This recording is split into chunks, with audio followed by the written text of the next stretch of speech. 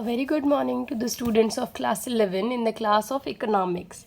This is our lecture number 21 for the lesson 11, that is theory of supply. इससे पहले हम इस lesson का एक लेक्चर कंप्लीट कर चुके हैं जिसमें हमने स्टडी किया था meaning, schedule and curve of supply. Today we are going to start a new topic that is supply function, law of supply and exceptions to the law of supply. So the very first मैं start कर रही हूँ law of supply से, जो कि बिल्कुल similar था as you have studied in the supply schedule and the supply curve, जिसमें कि प्राइस और कमोडिटी की सप्लाई, उन्हीं दो चीज़ों के बारे में हमने बात की थी. Law of supply states that other things remaining constant, which other things, the supply function जिसके बारे में मैं आपको बाद में बताने वाली हूँ. उस टॉपिक को पहले है वो बुक में, लेकिन मैं बाद में ले रही हूँ. क्यों? क्योंकि आप लोगों के पास में ये जो लॉ ऑफ सप्लाई का टॉपिक है, it is just similar to the supply curve. Okay.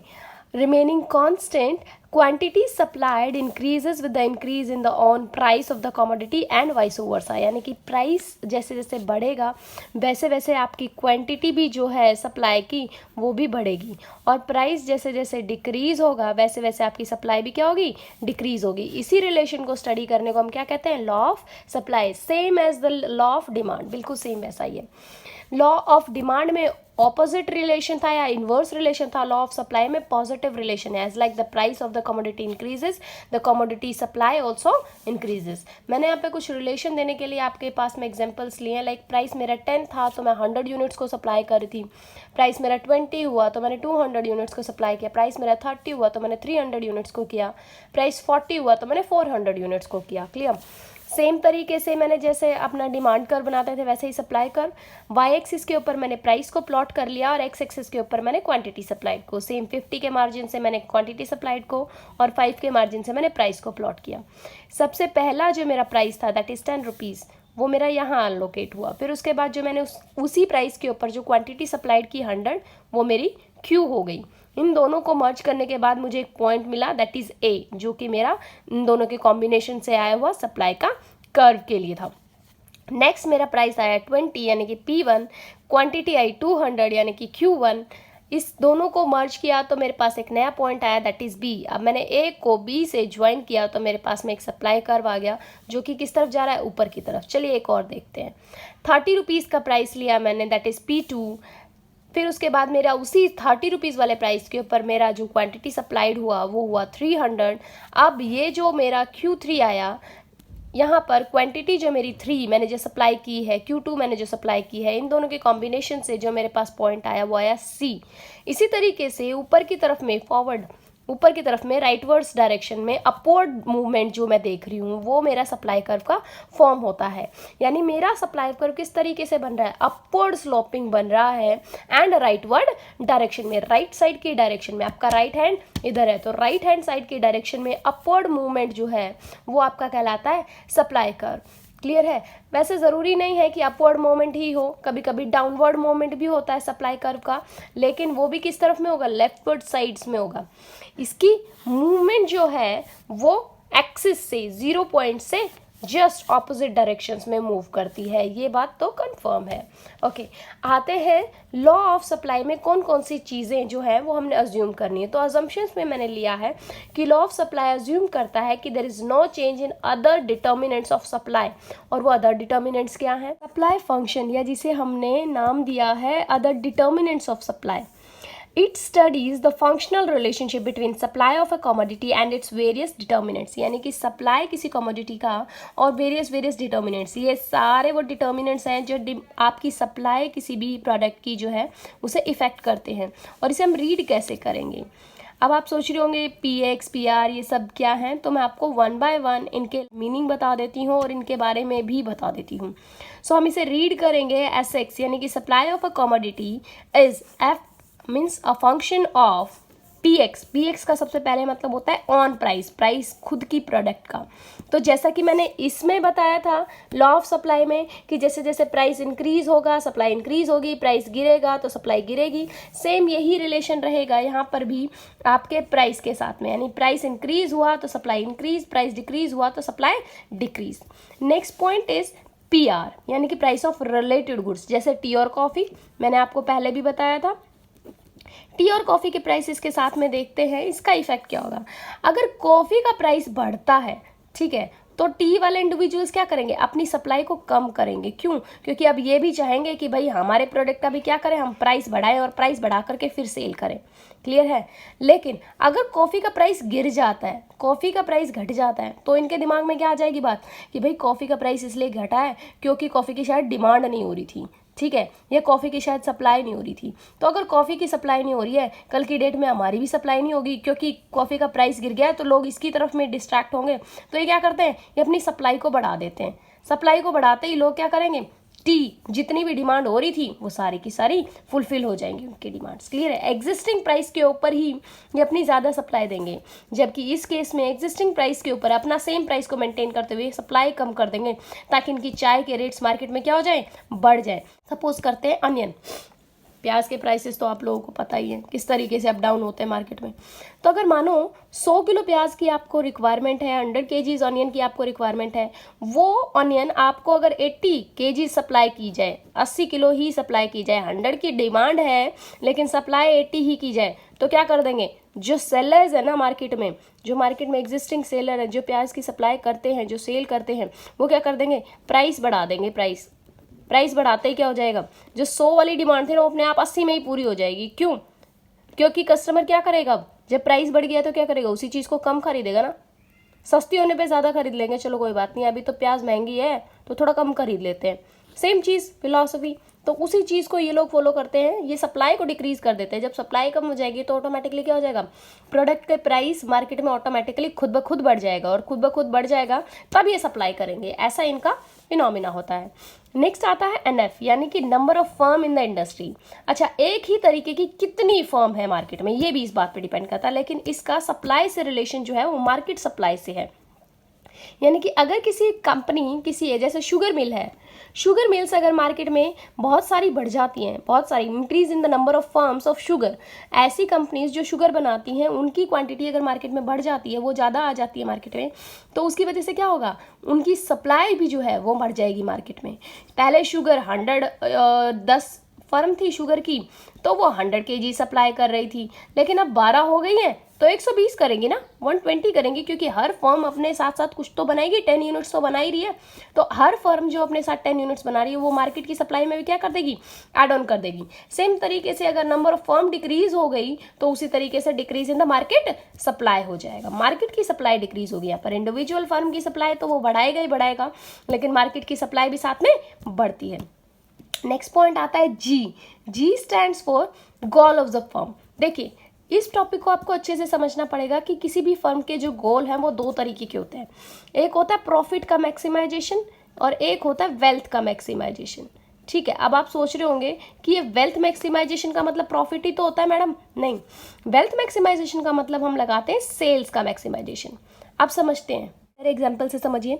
जैसे सपोज करो मैं सेम ही चीज़ ले रही हूँ, मैंने एक प्रोडक्ट है मेरा 6 रुपये का बन रहा है, ठीक है, एक तो मैंने प्राइस रखा 8 रुपये, एक तरफ मैंने प्राइस रखा 10 रुपये। तो ये जो 10 रुपये प्राइस रख रही हूँ ना मैं 6 रुपये की मैन्युफैक्चर्ड प्रोडक्ट का, ये मेरा प्रॉफिट मैक्सिमाइजेशन का एग्जाम्पल है। यानी कि मैं हर यूनिट के ऊपर प्रॉफिट जो है वो एक्स्ट्रा कमाना चाह रही हूँ, जबकि वेल्थ मैक्सिमाइजेशन कहता है कि आप प्राइस कम रख लो ताकि आप क्वांटिटीज़ जो है वो ज़्यादा सप्लाई कर सकूं। 8 रुपये का प्राइस हो जाएगा जब 10 की इंस्टेंट, तो ज़्यादा लोग डिमांड करेंगे। तो जहाँ यहाँ 10 रुपये के प्राइस के ऊपर 10 ही लोग डिमांड कर रहे थे, वहाँ 8 रुपये के प्राइस के ऊपर 30 लोग डिमांड करेंगे। तो इसे हम वेल्थ मैक्सिमाइजेशन कहते हैं, यानी कि आपके प्रॉफिट्स की बजाय आपकी सेल्स जो है वो बढ़ गई। अब इस केस में देखते हैं, अगर आपको प्रॉफिट मैक्सिमाइजेशन चाहिए तो आप क्या करोगे, हाई प्राइस रखोगे, और जब जब आपका प्राइस ऊपर जाएगा तब तब आप अपनी सप्लाई बढ़ाओगे। यानी कि अगर आपने प्रॉफिट मैक्सिमाइजेशन आपकी कंपनी का मोटो है, ठीक है, तो जैसे जैसे प्राइस बढ़ेगा वैसे वैसे मैं मेरी सप्लाई बढ़ा दूंगी। लेकिन अगर मेरा प्राइस कम हुआ तो मैं मेरी सप्लाई को कम कर दूंगी। जबकि अगर मेरा मोटो है कि मैं सेल्स को बढ़ाना चाहती हूँ, अपनी मार्केट में एग्जिस्टेंस बढ़ाना चाहती हूँ, मैं मार्केट में अपना शेयर बढ़ाना चाहती हूँ, तो उस केस में मैं क्या करूँगी, मैं सेम प्राइस होने के बावजूद भी अपने प्रोडक्ट की सप्लाई बढ़ाती रहूँगी। क्यों? क्योंकि मुझे क्या चाहिए, मुझे मार्केट में अपना शेयर बनाना है भाई, मुझे मार्केट में अपनी सेल्स रखनी है, ताकि मार्केट में सिर्फ और सिर्फ मेरा ही प्रोडक्ट सेल हो, ताकि कल को जब मैं अपने प्रोडक्ट का प्राइस बढ़ाऊँ भी तो भी कंज्यूमर्स क्या करें, खुशी खुशी उस प्रोडक्ट को खरीदें। क्लियर? नेक्स्ट पॉइंट आता है that is price of factors of production, यानी कि आपके फैक्टर्स ऑफ प्रोडक्शन क्या होते हैं। बेटा इस टॉपिक को समझाने के लिए मुझे थोड़ा बैक जाना पड़ेगा, सो आप फिलहाल के लिए इतना ही समझें कि फैक्टर्स ऑफ प्रोडक्शन होते हैं जैसे आपका लैंड हो गया, लेबर हो गया, ठीक है, कैपिटल हो गया, फिर आपकी मशीनरी हो गई, इस तरीके के ये जो होते हैं ये होते हैं आपके फैक्टर्स ऑफ प्रोडक्शन, ठीक है, जो आपने 9th क्लास में भी पढ़ा था। तो ये जो फैक्टर्स ऑफ प्रोडक्शन होते हैं ये एक्चुअली क्या करते हैं, इनके प्राइस जैसे जैसे बढ़ेंगे, इनके प्राइस बढ़े तो आपकी कॉस्ट बढ़ जाएगी। क्यों? क्योंकि आपकी मैन्युफैक्चरिंग कॉस्ट क्या आएगी, अब बढ़ के आएगी। सोचो लैंड के प्राइसेस बढ़ गए, ठीक है, लेबर के प्राइसेस बढ़ गए, तो आपको वही प्रोडक्ट जो आपको पहले 6 रुपये का पड़ रहा था वो अब कितने का पड़ेगा, 8 रुपये का पड़ेगा। तो आपकी प्राइस ऑटोमेटिकली क्या चली जाएगी, 10 रुपये चली जाएगी। यानी कि आप क्या कर दोगे, आप अपना प्राइस बढ़ा दोगे। और कॉस्ट बढ़ते ही क्या करोगे, आपको अपनी सप्लाई कम करनी ही पड़ेगी, क्योंकि आपका प्राइस तो बढ़ गया है, लेकिन क्या मार्केट में जो कस्टमर्स हैं वो आपके बढ़े हुए प्राइस के ऊपर आपके प्रोडक्ट को खरीदने के लिए रेडी होंगे। तो आप क्या कर दोगे, सेम कॉस्ट को मेंटेन करते हुए, सेम प्राइस को मेंटेन करते हुए अब आप सप्लाई क्या करोगे, कम करोगे, क्योंकि आपको प्राइस कम मिल रहा है ना मार्केट से। ऑन ए कॉन्ट्ररी साइड, अगर आपका प्राइस ऑफ फैक्टर प्रोडक्शन, अगर ये फैक्टर्स ऑफ प्रोडक्शन का प्राइस जो है वो डिक्रीज हो जाता है तो आपकी कॉस्ट भी क्या हो जाएगी, कम हो जाएगी। आपकी मैन्युफैक्चरिंग कॉस्ट क्या हो गई, या प्रोडक्ट की कम हो गई, 6 रुपये से भी घट के कितनी हो गई, 5 रुपये हो गई। तो 5 रुपये की अगर जब मेरे पास कॉस्ट आ जाएगी तो मैं क्या करूँगी, सप्लाई बढ़ा दूंगी। क्यों? क्योंकि अब मुझे प्रॉफिट ज़्यादा होगा, सेम ही यूनिट के ऊपर मुझे 2 की बजाय 3 रुपये कमाने मिलेंगे। और यहाँ मुझे 6 रुपये की जगह अगर 7 रुपये मेरा प्राइस हो गया और 8 रुपये की मेरी सेल है तो मेरे को सिर्फ 1 ही रुपये प्रॉफिट हो रहा है। क्लियर हो रहा है स्टूडेंट? तो जितना ज़्यादा प्रॉफिट होगा उतनी ज़्यादा मैं सप्लाई करूँगी, डायरेक्ट रिलेशन है। नेक्स्ट आता है टी स्टैंड्स फॉर टेक्नोलॉजी, यानी कि टेक्नोलॉजी की क्या सिचुएशन है आपकी कंपनी में। अगर आपके पास में इम्प्रूव्ड टेक्नोलॉजी है तो इससे क्या करेंगे, आपका प्रोडक्शन जो है वो भी इंक्रीज हो जाएगा, क्योंकि जैसे जैसे टेक्नोलॉजी के एडवांसमेंट हम देख रहे हैं, सेम घंटे काम करके सेम लेबर ज़्यादा प्रोडक्शन कर पा रही है, तो इसी वजह से हमारी क्या हो जाएगी, मैन्युफैक्चरिंग कॉस्ट जो है ना, जो हम पहले बोल रहे थे कि कॉस्ट भी डिक्रीज हो जाएगी, तो कॉस्ट डिक्रीज होते ही हम क्या कर देंगे, सप्लाई को बढ़ा देंगे। सेम वेज अगर हमारे पास लोअर टेक्नोलॉजी है तो लो टेक्नोलॉजी होने की वजह से हमारा प्रोडक्शन भी क्या हो जाएगा, डिक्रीज हो जाएगा। हम सेम ही अमाउंट के अंदर लेबर को लगा करके प्रोडक्शन क्या कर रहे हैं, कम प्रोड्यूस कर रहे हैं, तो कम प्रोड्यूस करेंगे तो सप्लाई भी कम ही कर पाएंगे। Clear? Last 2 points, that is one is BX stands for business expectation. ये एकदम फॉल्स होता है, जो कि एक्सपेक्टेशंस होती हैं कभी भी पूरी होती हैं कभी नहीं होती हैं, सो इट्स बेसिकली असम्पशंस। इसमें क्या होता है, इसका इफेक्ट ये होता है कि बिजनेसमैन को कभी कभी एक्सपेक्टेशंस जो है अपने फ्यूचर डिमांड की वो ज़्यादा होती है, उसको लगता है कि फ्यूचर में आने वाले टाइम में मेरे प्रोडक्ट की डिमांड बढ़ने वाली है, तो वो क्या करता है, मार्केट में अपने प्रोडक्ट की सप्लाई भी बढ़ा देता है। उसे लगता है कि खरीदने वाले आने वाले हैं मेरे प्रोडक्ट के लिए, तो वो सप्लाई बढ़ा देता है। आएंगे या नहीं आएंगे वो एक अलग बात है। सेम वेज ऑपोजिट, कि उसे लगता है कि शायद इस बार मेरे पास में अच्छे कस्टमर्स नहीं आने वाले हैं, तो वो क्या कर देगा, अपनी सप्लाई को कम कर देगा। क्लियर? और लास्ट पॉइंट होता है GP stands for government policy. Government की 2 पॉलिसीज होती है, एक होती है टैक्सेशन की पॉलिसी, एक होती है सब्सिडीज। टैक्सेशन होता है कि जो वो टैक्स चार्ज करती है on the incomes of the companies की इनकम के ऊपर जो भी वो टैक्स चार्ज करेंगी उसके लिए। और उल्टा दूसरी होती है सब्सिडी, जो कि वो कंपनीज को प्रोवाइड करती हैं, यानी कि ये कंपनीज के लिए एडवांटेज होती है, जबकि टैक्सेशन कंपनीज के लिए लायबिलिटी होती है, ये गवर्नमेंट के लिए इनकम होती है। इतना तो पता ही होगा आपको। तो टैक्सेशन यानी कि टैक्स, जैसे जैसे गवर्नमेंट टैक्स का रेट बढ़ाएगी, ठीक है, गवर्नमेंट ने टैक्स का रेट बढ़ा दिया तो हमारी सप्लाई क्या हो जाएगी, हम कम कर देंगे। क्यों? अब हमारी क्या हो जाएगी, अब हमारी कंपनी के लिए जो मैन्युफैक्चरिंग कॉस्ट है वो क्या हो गई, बढ़ गई। टैक्स रेट बढ़ गया, हमारी कॉस्ट बढ़ गई। कॉस्ट बढ़ते ही, मैंने आपको पहले भी रिलेशन बताया था, कॉस्ट बढ़ते ही मेरी सप्लाई क्या हो जाएगी, घट जाएगी। Clear? On the contrary side, अगर गवर्नमेंट ने सब्सिडीज घटा दी, जो पहले वो मुझे छूट देती थी, बिजली में छूट दे दिया, पानी में छूट दे दिया, वो छूटें उन्होंने बंद कर दी, तो अब भी मेरी क्या होगी, अब भी मेरी कॉस्ट बढ़ गई। अब मुझे ज़्यादा बिल पे करने पड़ेंगे बिजली के, पानी के, तो मेरी कॉस्ट बढ़ गई, फिर से मेरी सप्लाई क्या हो जाएगी, घट जाएगी। यानी टैक्सेशन को इंक्रीज कर दिया, सब्सिडी को डिक्रीज कर दिया, तो मेरी सप्लाई क्या हो जाएगी, डिक्रीज हो जाएगी। On the contrary side, taxation को डिक्रीज कर दिया, यानी कि टैक्स अब घटा दिया गवर्नमेंट ने, तो मेरी इनकम, मेरी जो कॉस्ट है वो मुझे कम पड़ेगी। कॉस्ट घटी तो मैं सप्लाई को क्या कर दूंगी, बढ़ा दूंगी। और ऑपोजिट साइड में अगर सब्सिडी को क्या कर दिया, बढ़ा दिया, सब्सिडीज बढ़ा दी, जहाँ मुझे 50% रिबेट मिल रहा था इलेक्ट्रिसिटी बिल्स पर या वाटर सप्लाई बिल्स पर, उसके इंस्टेड अब मुझे 60 या 70% मिलेगा, तो भी मेरी कॉस्ट क्या हो जाएगी, घट जाएगी। कॉस्ट घटते ही मैं अपनी सप्लाई बढ़ा दूंगी। क्लियर है स्टूडेंट्स? सो आज के लिए हमने ये 2 टॉपिक्स को कवर किया है। एक कवर किया हमने लॉ ऑफ सप्लाई, दूसरा कवर किया है हमने सप्लाई के functions. Clear students? Thank you for watching the video.